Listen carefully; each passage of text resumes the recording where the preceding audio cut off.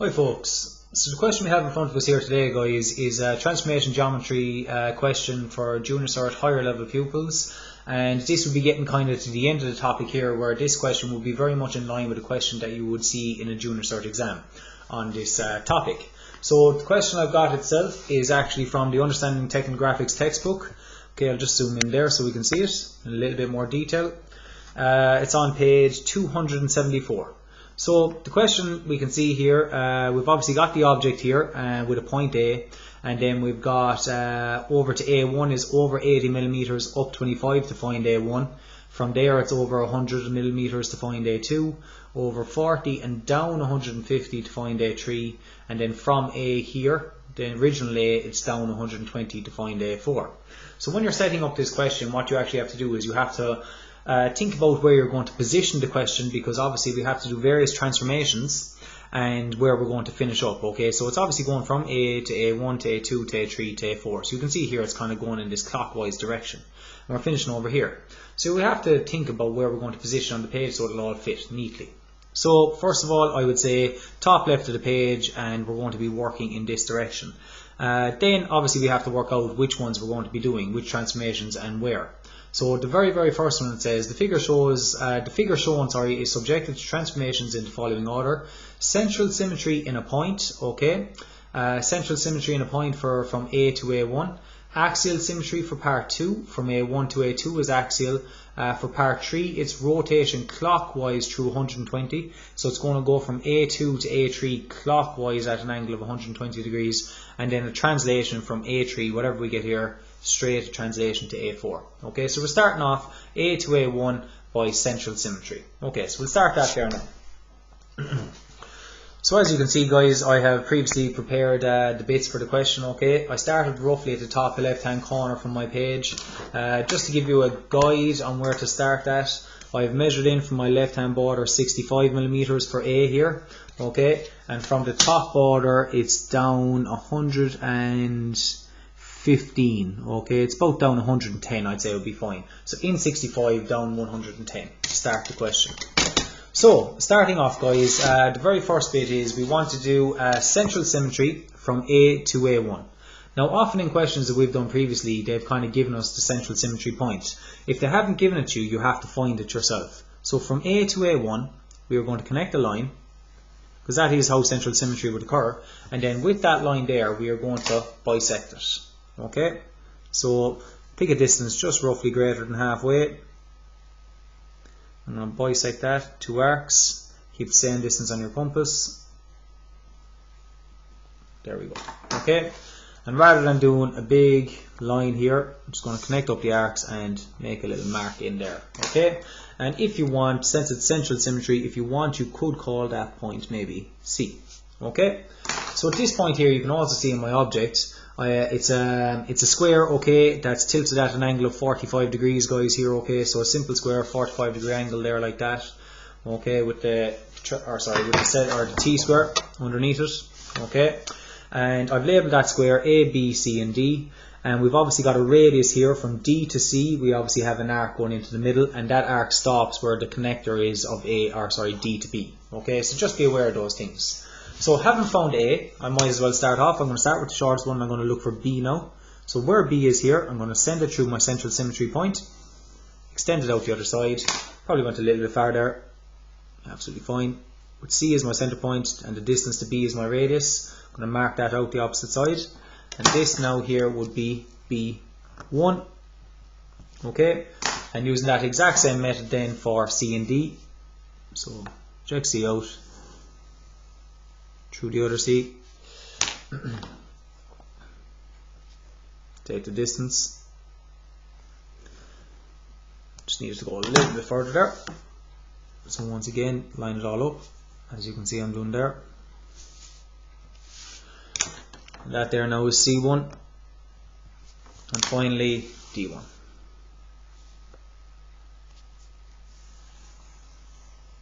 It's going to be up there somewhere. Take the distance, mark it out. Okay, so there's D1. Now what I would do at this stage is I'm actually just going to do a little bit of sliding set squares to try and keep everything perpendicular, because obviously our angles are in here are perpendicular. So I'm going to set up A to B. I know that's a heavy line, so I'll keep that as a heavy line. I'm happy with that. Now I know the line opposite A to D is CD. That should be the construction line. But just to see my accuracy, yeah, I'm actually quite happy with that. That's coming out okay. And then perpendicular to that, they should match up. We'll see how accurate we are. Yeah, that's okay. I'm happy with that bit there. And then A and D should hopefully match up. Yes, I'm also happy with that. Okay, and I know the line D to B connects crossways. Okay, so we'll connect them across. And my arc, I'll just quickly draw that in now. The arc is the radius from D to C. D being the compass point and C being the radius point. So from D to C, and I will draw that in. So that's my arc there. And now I can heavy in the rest of it. C to B is heavy, or C1 to B1 in this case. This back to D. And then D up to A. Okay, so that's the first one done. That is central symmetry, where we have to locate the points. Now, the very next one, okay, that we're going to progress on to is an axial symmetry from A1 to A2. So we can see here A1 to A2, that's going to be our guide. So what we're going to do is we're going to connect up A1 and A2, and we have to actually just find our axis. So connect up A1 and A2 like that. And once again, like the last question where we had to bisect, we're going to do the exact same. We're going to bisect between A1 and A2. Like that. Keep the same distance on your compass. There we go. This time I'm actually going to put in my axis, okay? So I'll put in my axis as a heavy line. And I'm happy with that. So it's going to flip over, so it's going to be something like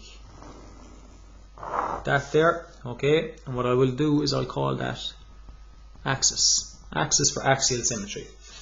Now, at this point, what we're actually going to do is all of those points A, B, C, and D, we are going to send across perpendicular to our axis. And since we've already joined A1 to A2, we can use that as our parallel line that is perpendicular, because that angle in there is perpendicular.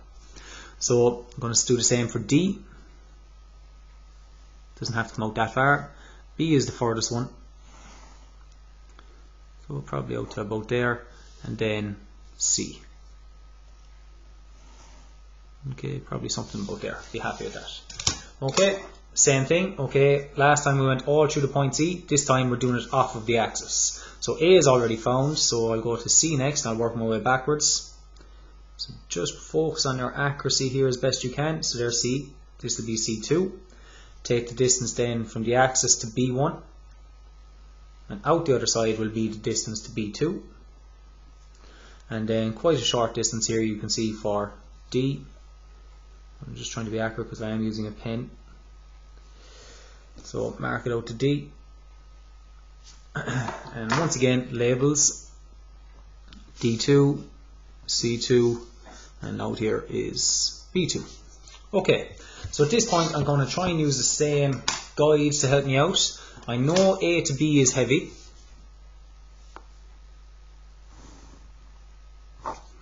Okay, and I know C to D should be parallel to that, because A to B was here and C to D was parallel. I know it's not a heavy line, so I'll just switch it over my pen there. Let's see my accuracy. Yeah, I'm actually happy with this once again. Okay, it's nice when it works out. Okay, and I can rotate perpendicular. Hopefully these will match up as well. Yeah, out probably half a mil there. Not too bad. Let's see what it's like up here. It'd probably be the same. Yes, half, but once again, make it work for you. Okay, so there's that bit of it done. Now what we're going to do is just connect B to D again and put in our radius length, okay, with D as the compass point and C is my radius.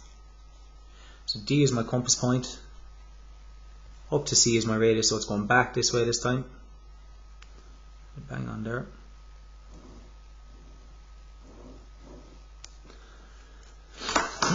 Now, finish off the rest of it. Okay. So that's the second one done. That is both axial symmetry, where we define our axis, and central symmetry done. Now the next one, which is probably the hardest one, okay? This is the one where we are going to do a rotation from A2 to A3 clockwise through 120 degrees, okay? So first of all, on this one, what we're actually going to do is we are going to connect up A2, okay? Not the closest one now, so just be sure that A2 to A3, we're going to connect that up like that. Okay, like we've done in all the other questions, A to A1, A1 to A2, now we're connecting A2 to A3. And I'm just going to move this down here a little bit further, just about keeping it in shot there. Perfect. Okay, so with that, what we're going to use is the principle, okay, of an isosceles triangle to help us out. So if I was to just draw in an isosceles triangle up here, just a mock-up one, as best I can. Okay, and bear with me, so that's roughly the center there. Do a line up like that, and hopefully this will work out. So from there to there, something like that, okay? So we have an isosceles triangle up here, and it's telling us it wants us to rotate 120 degrees. If we use the principle of an isosceles triangle, where we act like this is our rotation point, and this is A2 in this case, and this is A3, okay? And the rotation angle is 120 degrees.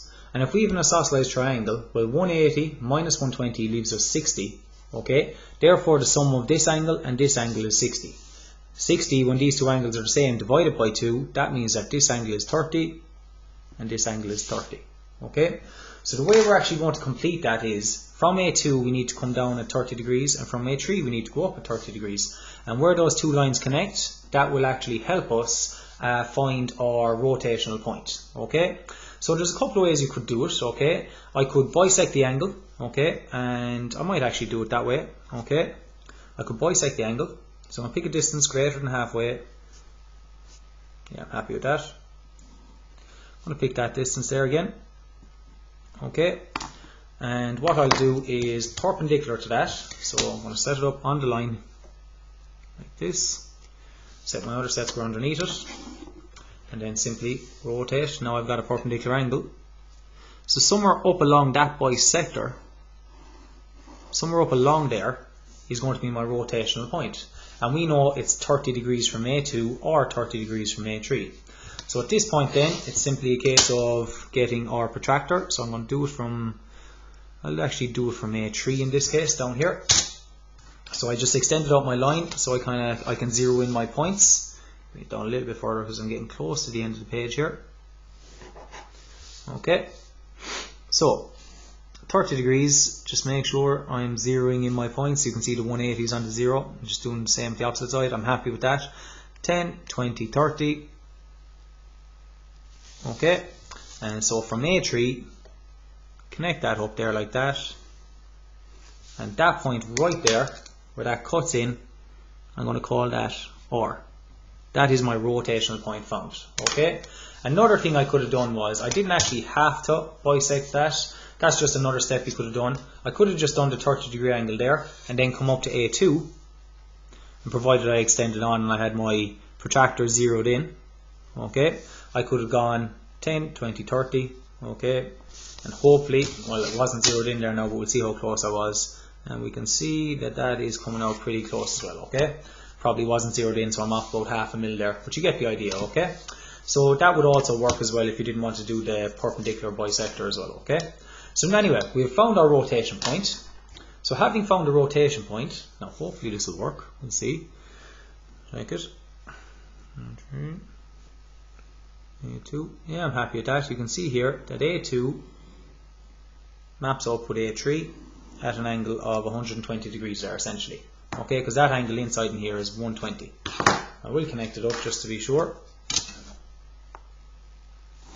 So there we go. That angle inside in here is 120 degrees. It's already been done for A2. Now we actually have to do it for B2, D2 and C2. Okay, so we're going to continue that there now. Excuse me. So I'm actually just going to bring this down a little bit further. As you can see, guys, I'm gone quite close to the bottom of my page. So a little bit of advice here, I would probably start this drawing at the very start, I said down 110, maybe actually keep it up towards the top of the page if you can, okay? So, well anyway, we'll continue on with that. So for B2 is the first one I'm going to do. I'm going to connect that up there. I'm going to extend on a line there. Okay, I'm going to extend on a line here like this as well. Excuse me. And what I'm going to do is from R to B2, I'm going to rotate at an angle that I think is roughly 120 degrees or more. And then taking my protractor, putting it on R, making sure it's zeroed in. I'm happy with that. And I'm reading from R or from B2 around this way. So 0, 0, 0, 120. Okay, there's our 120. In that case there, we have now found where B3 is, right here. Same method then for C.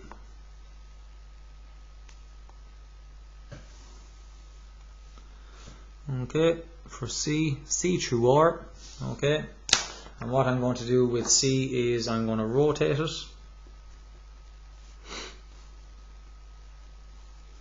It's actually going to finish out up here, I think. So where I was positioned should be okay.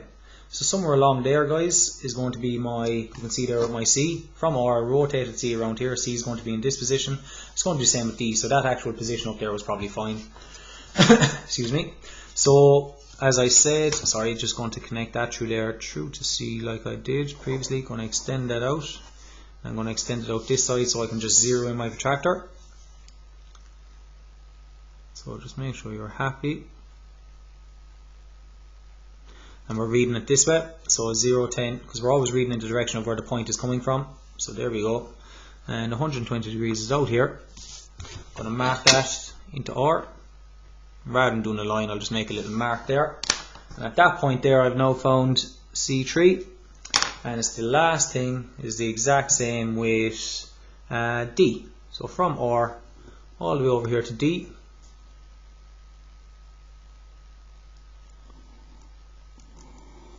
And I know it's going to be in there somewhere. Alright, and at this point you could actually take the method of taking the distances off this over here.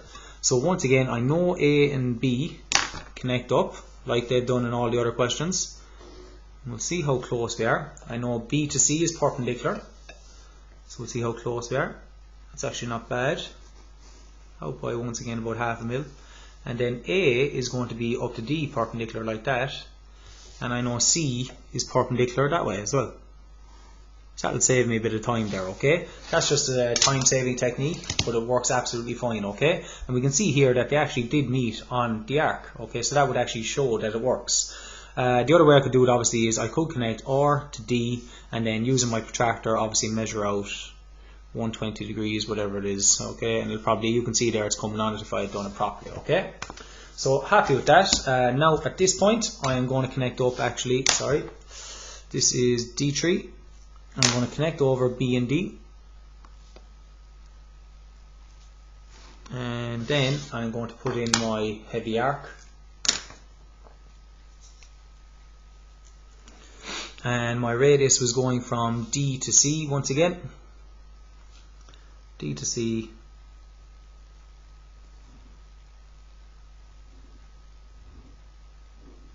There we go. And heavy to C. A to B heavy. A to D. Down here as far as there. And finally C back to B. Okay, so at this point you can see what we have done so far. So I'll actually move that back up.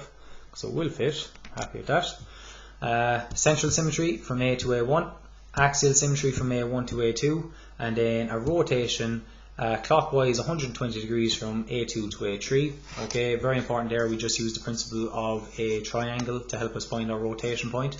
And finally the last one, we want to basically translation from A3 to A4. So we're essentially just taking this object and putting it over here. Okay, so to do that, first of all, connect up A3 to A4. This is probably the easiest one. And then for every other point, B3, I'm going to go parallel. I'll actually bring it a little bit further. set squares aren't long enough. There we go. Just a little bit further. C3. It's going to be up there somewhere. And then we can come back then for D3. Just make sure it's parallel again. Want to be accurate as possible. It's going to be up there somewhere. So what we're going to do now is using our compass. We take the distance from A3 to A4 on our compass. It's quite a long distance, as you can see. There we go. And for every one of these points, it's going to be the exact same distance out. So there's going to be B4. Just make sure you get the right line. C4 and D4. Okay. And labels. So B4, C4, D4. And once again, I can connect up A to B. Happy with that. And just using a little bit of sliding set squares, making sure everything is working out. See, this is working fine, yeah. And then perpendicular to that, A should connect A should connect up to D. And it does. And B should connect up to C. So just using these little kind of tips as you go around it can actually help you quite a bit with your accuracy as you come towards the end of the drawing. Often with transformation geometries, as the drawing goes on, it can get a little bit out of shape at times. So once again, I'm going to just put in my arc from D to C. The exact same translation, it's like it just moved along a set of train tracks. There we go. And finally, heavy in the rest of it. So